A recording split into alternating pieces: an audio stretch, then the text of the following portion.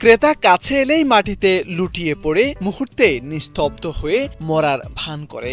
লোকজন সরে গেলেই আবার উঠে দাঁড়িয়ে স্বাভাবিকভাবেই হাঁটাহাঁটি করে। চীনের পশ্চিমাঞ্চলে এমন অভিনব আচরণে আলোচনায় এসেছে মাত্র 10 দিন বয়সী একটি ভেড়া। কথায় আছে চীনাদের বুদ্ধি শরীর জুড়ে। এবার সেই চীনা বুদ্ধির ছাপ দেখা গেল এক ভেড়ার আচরণেও। অস্বাভাবিক এই কাণ্ডের কারণে সামাজিক যোগাযোগ মাধ্যমে ঝড় তুলেছে ভেড়াটি।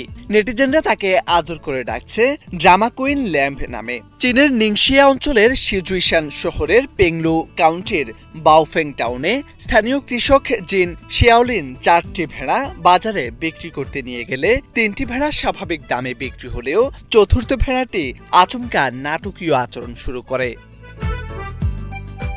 জিন শিয়াওলিন জানান, কেউ ভেড়াটিকে ধরতে গেলেই সেটি সঙ্গে সঙ্গে মাটিতে লুটিয়ে পড়ে মরার ভান করে। এতে ক্রেতারা তাকে অসুস্থ ভেবে কিনতে আগ্রহ হারিয়ে ফেলে। কিন্তু লোকজন চলে গেলে ভেড়াটি আবারও উঠে দাঁড়িয়ে স্বাভাবিক আচরণ করতে শুরু করে। আশ্চর্যের বিষয়, শুধু শিশুদের সঙ্গে এটি বন্ধুসুলভ আচরণ করে। বাজারে বিক্রি না হওয়ায় শেষ পর্যন্ত ভেড়াটিকে বাড়িতে ফিরিয়ে আনেন জেন। এরপর থেকে ভেড়াটি আরো বেশি নাটকীয় হয়ে ওঠে। কেউ বাড়িতে এলে সেই একই কৌশলে শুয়ে পড়ে, যেন জীবন নেই। ধীরে ধীরে বিষয়টি ছড়িয়ে পড়লে আশপাশের গ্রাম থেকে মানুষ শুধু ভেড়াটিকে একটি নজর দেখার জন্য জেনের বাড়িতে ভিড় করতে শুরু করে।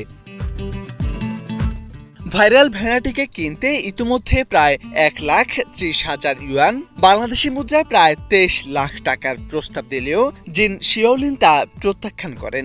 মালিকের লক্ষ্য ভেড়াটি বিক্রি করা নয়, বরং এর জনপ্রিয়তাকে কাজে লাগিয়ে নিজের বিশেষ পণ্য যেমন ভেড়ার মাংস, গোজি বেরি ও এইট ট্রেজার চা প্রচার করার পরিকল্পনা করছেন তিনি। মোরশেদ আলম, বাংলা ভিশন।